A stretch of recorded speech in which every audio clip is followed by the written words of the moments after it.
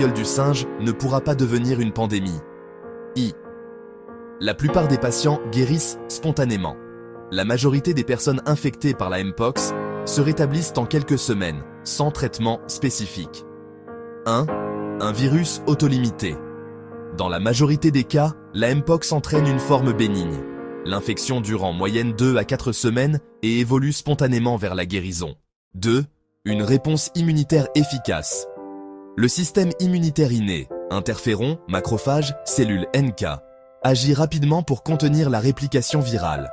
La réponse adaptative, anticorps neutralisants et lymphocytes, T cytotoxiques, permet ensuite d'éliminer le virus. Chez les sujets immunocompétents, cette réponse est suffisante. 3.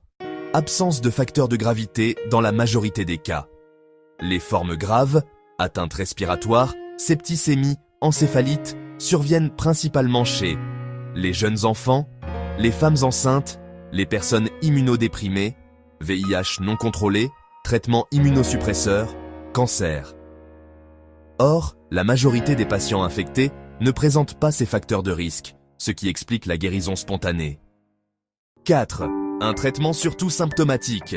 Dans la plupart des cas, les soins consistent à traiter la fièvre, la douleur et à prévenir la surinfection cutanée. Les antiviraux spécifiques, comme le tecovirimat, sont réservés aux formes graves ou aux patients à risque. 2. Une contagiosité limitée.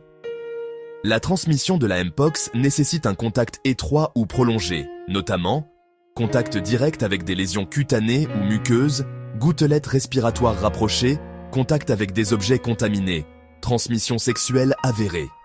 Contrairement à la Covid-19, dont le virus se propage facilement par voie aérienne, la Mpox est donc beaucoup moins contagieuse. 3. Une protection vaccinale déjà disponible. Le vaccin antivariolique, MVA-BN, commercialisé sous les noms Imvanex Jynneos, a démontré une efficacité protectrice contre la Mpox, offrant ainsi un outil supplémentaire de prévention. Conclusion. La Mpox, bien qu'elle constitue une menace sanitaire à surveiller, ne présente pas les caractéristiques nécessaires pour déclencher une pandémie mondiale comparable à celle de la Covid-19.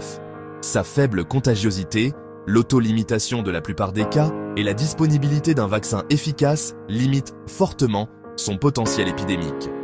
La vigilance reste cependant de mise, notamment pour les populations vulnérables, afin d'éviter une propagation accrue et de mieux anticiper d'éventuelles flambées locales. C'était Dieu veille Koulangou avec ce vous, likez et abonnez-vous dans la perspicacité.